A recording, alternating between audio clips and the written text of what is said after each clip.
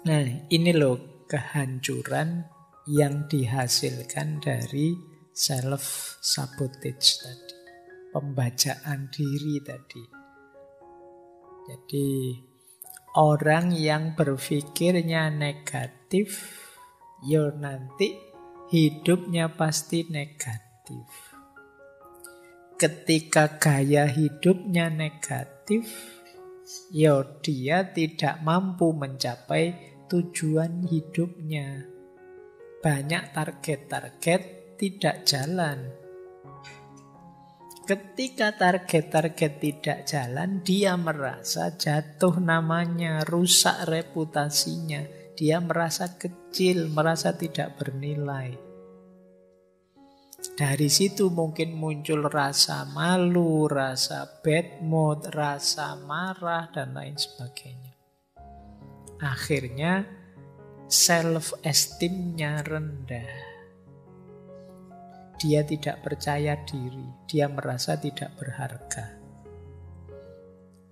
Jadi berpikir yang negatif tentang dirinya, akhirnya tidak sukses. Ketika tidak sukses, dia merasa tidak berharga. Dari rasa tidak berharga itulah dia terus malu, dia terus bad mood, dia terus marah-marah, dan lain sebagainya. Dan puncaknya merasa bersalah, stres, depresi, frustasi. Jadi yang rusak akhirnya diri kita sendiri. Jadi ini rute kebencian terhadap diri itu ya efeknya besar. Maka teman-teman ya tadi sih sebenarnya cuma sederhana. Misalnya menunda-nunda saja, males-malesan saja. Melupakan ini, melupakan itu, atau merasa tidak mampu dan lain sebagainya. Tapi efeknya ternyata besar untuk konstruksi hidup kita. Kan tadi bahkan sampai ya depresi, frustasi puncaknya. Mungkin yang level tidak terlalu dalam bisa rasa malu.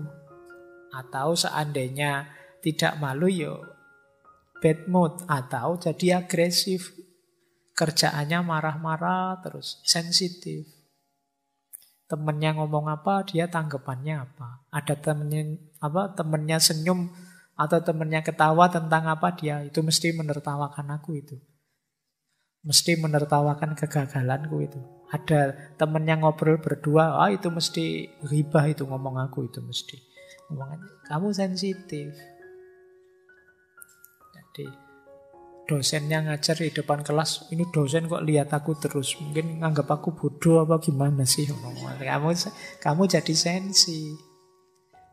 Jadi maka yuk kita hati-hati ya, jangan sampai kita membajak diri kita sendiri. Nah, cara menaklukkannya kemudian bagaimana? Kalau ini agak panjang prosesnya. Jadi ayo pelan-pelan ya kita taklukkan pembajaan tadi. Ini proses penyelamatan diri ini. Yang pertama apa? Kenali perilaku-perilaku kita yang sering muncul saat self-sabotage tadi. Saat terjadi pembajaan diri karena kebencian kita pada diri kita. Seperti tadi loh, kita kenali, oh saya itu biasanya males-malesan Pak. Atau saya itu biasanya tidak menyelesaikan pekerjaan. Saya biasa menunda-nunda Pak. Saya biasa. Ayo kita kenali ya, kalau kita biasanya bagaimana. Perilaku kita yang seperti apa yang membajak diri kita. Kalau sudah ketemu, ayo dikenali emosi yang seperti apa sih yang membawa kita pada perilaku tadi. Oh saya males-malesan itu biasanya kalau jenuh Pak. Saya males-malesan itu biasanya kalau lapar Pak. Saya males-malesan, ayo dikenali ya. Jadi emosi yang mana yang membawa pada perilaku yang negatif tadi. Kalau sudah kenal emosinya, saya kalau sedang marah Pak, kalau sedang bosan Pak, kalau sedang bad mood dan lain sebagainya.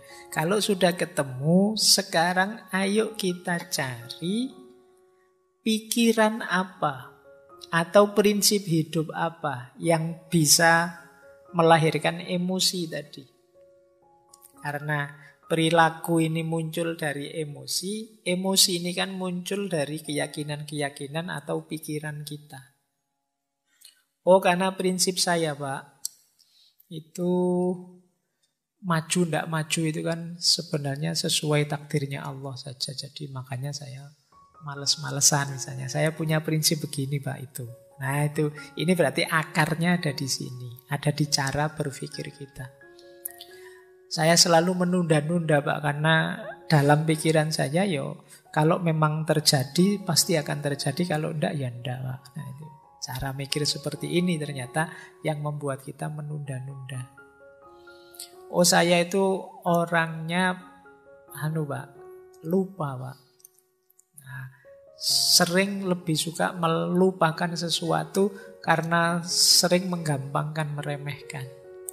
Kenapa kok bisa begitu? Oh ternyata akarnya adalah karena bagi saya Pak, yang penting dan nomor satu adalah akhirat saja Pak. Kalau dunia itu tidak penting misalnya. Oh, cara berpikir ini yang jadi akarnya. Coba kalian cari akarnya.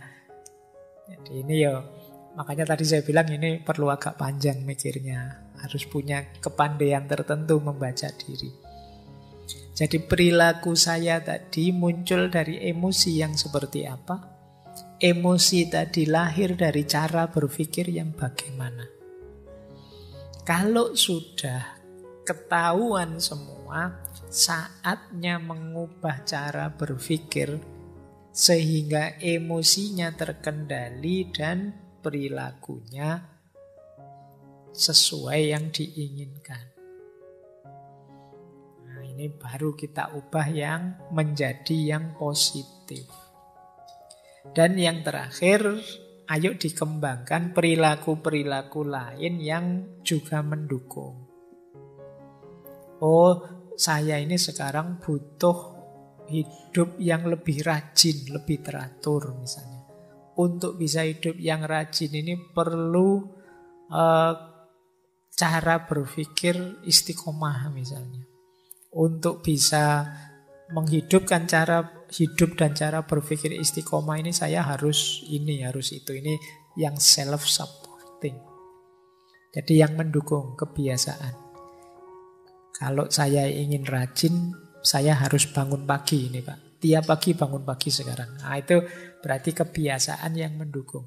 Nah sekarang saya harus membiasakan senyum Pak. Karena problem saya ada pada tidak punya teman misalnya. Ya senyum, kemana-mana senyum misalnya. Nah ini self-supporting. Jadi kebiasaan yang mendukung, kembangkan juga. Nah ini kalau diceramahkan tadi 5 menit, tapi kalau dipraktekkan bisa panjang. Karena penyakit pembacaan diri ini biasanya sudah akut ada dalam diri kita. Males, kemudian mudah lupa, menunda-nunda, itu kan ya gaya hidup kita selama ini.